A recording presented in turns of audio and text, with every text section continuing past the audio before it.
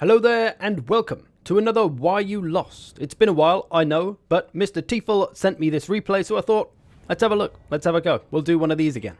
It's High Elves versus Dwarves. Now, he said he watched that video that I did training noobs against Dwarfs, where we had the 3 different players of different skill levels against Dwarfs, and he's learned some things from that, but he's still struggling, obviously, because this is a Why You Lost video.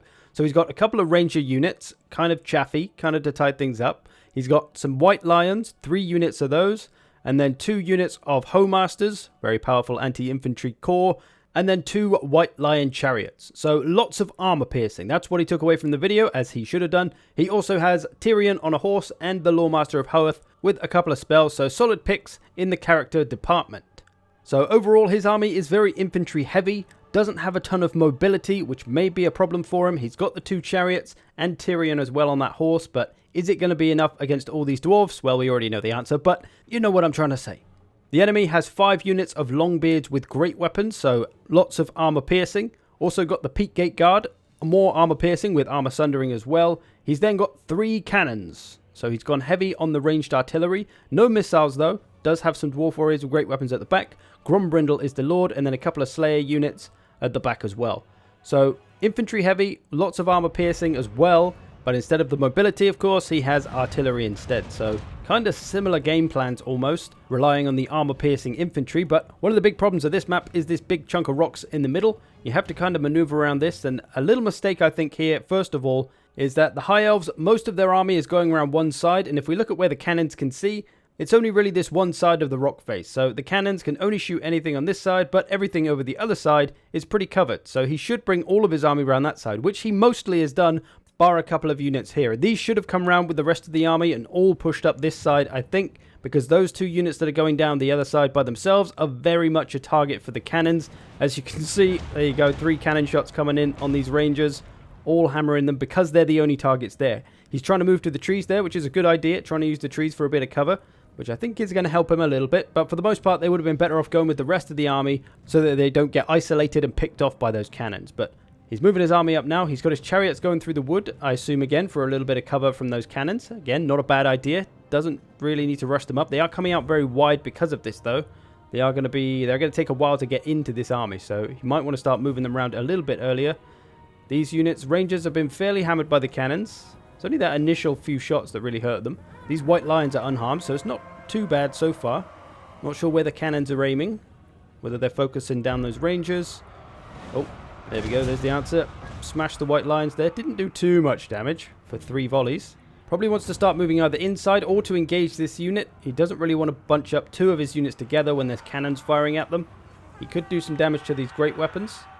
The rest of his army is arriving. It's all kind of arriving in a straight line though, in like a little column around the corner, which isn't great for his mobility. It's a difficult spot, to be honest, when somebody's playing defensive and you have to rush them on this map. It can be a little bit awkward like this, so doesn't have a ton of options. If he tries to form up so his army can kind of get a formation, they're going to get shot by cannons while they're doing that, so it's not a good play to just leave them there. So probably best to try and rush up. This is where the chariots coming in a little bit sooner would have been good. You could have had them about here by now and then pushing on just to start harassing these cannons, even though they're not the best for harassing artillery because they're only a few models. He's got these rangers around though, and he's sending Tyrion. He knows he needs to disrupt the range, which is what he's trying to do. He snuck these rangers past somehow. Not sure how they got past in such a small gap, but they've done it. They've got a little bit caught though. They're turning around, unfortunately. Slayer's going to answer as well. But over here, it's getting a little bit bunched up. These could be much better used, these Swordmasters, if they snuck through the middle. They're just kind of walking into a target now, but both of these Swordmaster units could sneak through the middle here and get after those cannons. Really stopping those cannons is a key point here, because they'll do a lot of damage. You could also flank round instead to help out some of the infantry already engaged and break some of this stuff really quick. So he's got some options there, but I think it's just a micro error that those Swordmasters just kind of got stuck on their way in. Now these Rangers, not really sure what they've been doing. They were the ones sneaking through. Tyrion's trying to disrupt one of these cannons, but it's not the easiest job for a single character. This unit is there, but they're about to be engaged by Slayers, which is going to be bad news for them. And we can see a lot of these artilleries are kind of exposed right now. There's some Slayers knocking around, but the chariots could start pushing on them. But I think the bigger problem here is with chariots themselves, and for 2 reasons. Number 1, they're not very good at taking out artillery, which is the role they're having to play here. And number 2, since the knockdown changes of the recent patch, chariots can kind of struggle now because they can't pull through units so easily, especially when it's some chunky dwarfs, which has kind of limited the role that they can play in these kind of matchups now. So there's probably other things in the High Elf army that would be a better choice in this situation, because chariots are a little bit hit or miss at the moment. Maybe 1 would be okay, but 2 is probably a little bit much, especially as they're expensive as well. Over here, these 2 units slowly churning through some dwarfs, but it looks like they're going to be beaten eventually. Cannon over here still blasting away at one of these chariots. They're a bit caught up in the Longbeards there as well. They're wavering. Going to try and get after those, but like we say, not going to be great for taking out artillery. You can knock a few around, but they're still getting shot. Tyrion's in there throwing down with Slayers. They are going to struggle. Slayers coming over now as well, which makes it even worse. So he needs some help taking out these Slayers. He needs some help taking out this artillery. And the 2 things that would be good for those jobs, he doesn't have. Number 1, ranged units. He doesn't have any ranged units at all, which I think is always a bad idea. There's always a good reason to have at least 1 ranged unit against the Dwarfs. What if they brought gyrocopters? What would he do about gyrocopters? He'd have no defense. 1 unit of missiles, even the cheapest unit of missiles, would give him a defense against that. Also, missiles, good against Slayers, because it means you don't have to fight the Slayers to kill them. If you can deal with Slayers by shooting them and never letting them get into melee, that's the perfect way to take out Slayers. Not always possible, but it's the best way, because they do so much damage you don't really want to fight them. Swordmasters and stuff, still doing okay, but still the cannons are firing. Nothing has stopped these cannons properly yet. He's just lost his other chariot. Tyrion got broken there as well. A few other bits breaking. Just got his small group of infantry still left doing okay. But the rest is kind of scattered. Got a bit of a line here to take out, but the cannons are still going. He's got a couple of units around. Chariot. Tyrion's coming back. Maybe going after the artillery here. But even if he does go after that, he's probably going to get jumped on by everything. The 2 Slayers. Grombrindle's still there. He could be shot by the artillery. So he's just a bit alone back there. He needed some of these Swordmasters to get back there and sort out the Slayers. Or even the White Lions would have done. Just to get rid of them and the artillery as well. And then he probably would have been okay. So not a bad attempt to take out the Dwarves with the High Elves. Definitely a winnable battle with this build. His build wasn't too bad. He had a lot of armor piercing, which is often what you need. But like I said earlier, he was lacking in the mobility. No cavalry, no flying units, nothing that could really get after anything quickly. Only the chariots, which are a bit slow and cumbersome. As the Dwarves lack mobility themselves, and it's one of their weaknesses that they can't really move anything around quickly and adjust quickly, that's an advantage every faction has over them, and it's something to take advantage of by bringing mobility yourself so you can outmaneuver and outflank them easily. So let's have a look at some kills and some damage values done, and we'll see which units will really win in that battle or lose in that battle, potentially. We'll start off with Mr. Tieful's army.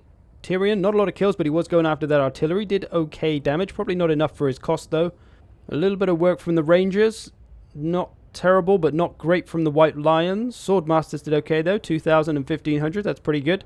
They did some fine work. Chariots though, 200 and 300, so not enough from them for their cost, 1,300 I think. Really not worth it. Grombrindle did some work for the Dwarfs, some fair work from the infantry as well, armor piercing, some of them not so good. Slayers, 2,500, like I said, very dangerous unit on that army. The other one, 1,000, not so good from those, but still a fair bit of work.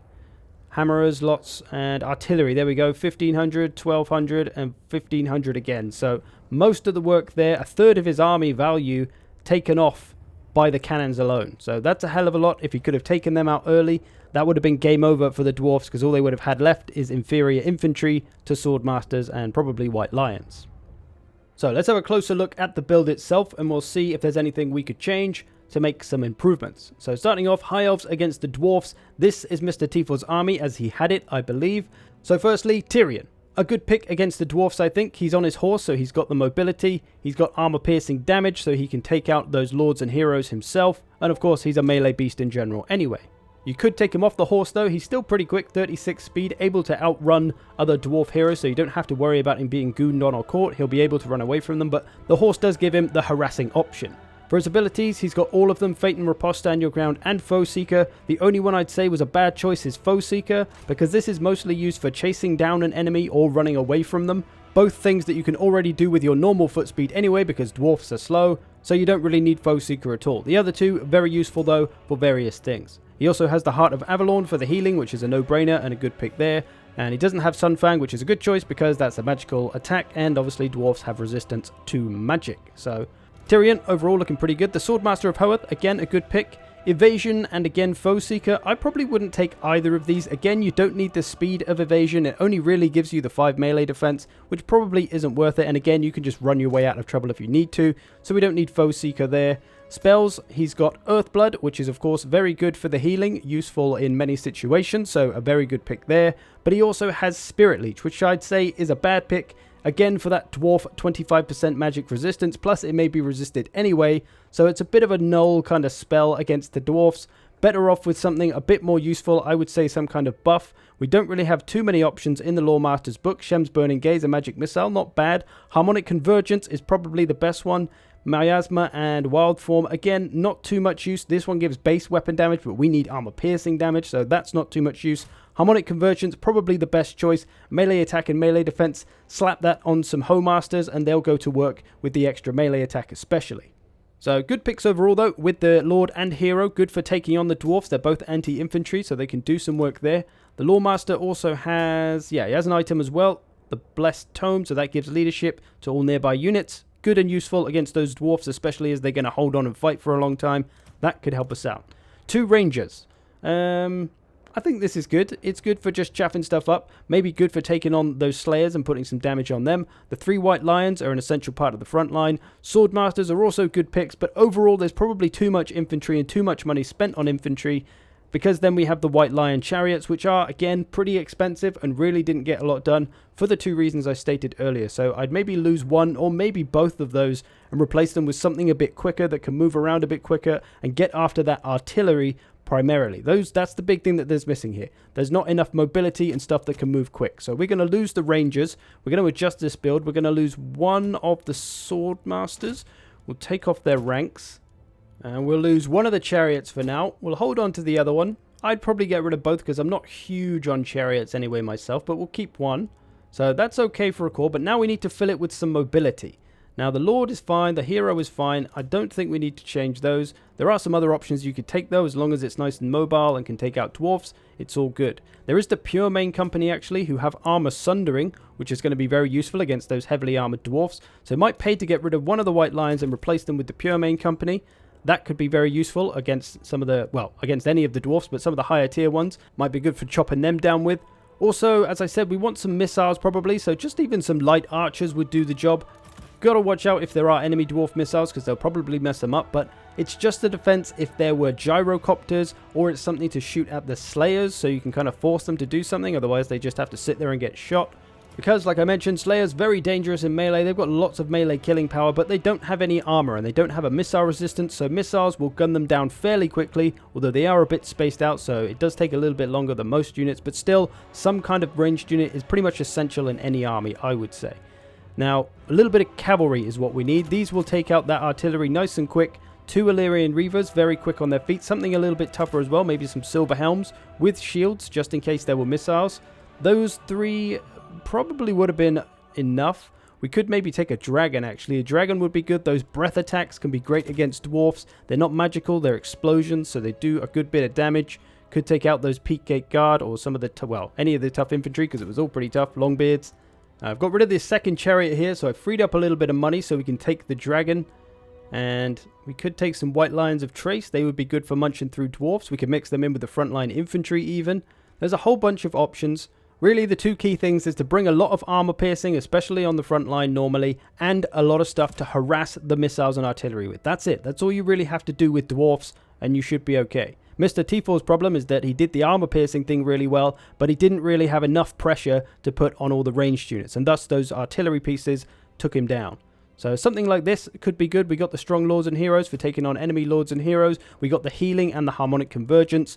Nice strong front line here with all the White Lions, the Pure Main Company in there as well to maybe go after the more elite of the troop, or perhaps the Swordmasters could do that. And then we got some missiles just for either shooting Slayers or keeping us safe from gyrocopters if there should be any. And then we've got Illyrian Reavers purely for trying to get after missiles and artillery. They could hammer an anvil later on into the back of some infantry to try and help out the infantry of their own. And the same with the Silver Helms as well. Better for the hammer and anvil. They got a nice charge bonus. They could put some serious hurt on them. We're trying to break the leadership of those dwarfs, which obviously isn't easy, but got to try it. And then we have the Sun Dragon as well. Great mobility, can change position easily, can pull those Slayers around because they'll probably be chasing it. It can also support the infantry by breath attacking units that the infantry might be fighting, so they can break those quickly, push through to get after the artillery or whatever. And of course it is armor piercing, so it can dive down into melee to smash up some dwarfs as well. It'll just have to watch out for any missiles or artillery. In that last battle's case, he'd have to watch out for the artillery. If he sat in front of 3 cannons, that dragon isn't going to last long. So he might need to leave the dragon out of the fight a little bit until those cannons are dealt with. And then the dwarfs wouldn't have had much they could have done about it in that last battle. So there you go. Some high elves versus dwarfs. For any faction against dwarfs, just make sure you bring that armor piercing and make sure you bring plenty of mobility to harass and disrupt their missiles and artillery so that they can't fire. That's really all you need to do, and then in most cases it should be an easy enough win. I hope you've enjoyed this. Thanks for watching, and thanks to Mr. Tiefel for the replay. If you've got a replay, you can whack it to me on Discord and I'll take a look and maybe it'll make it into one of these videos. I hope you've enjoyed this. Thanks for watching. I will see you in the future.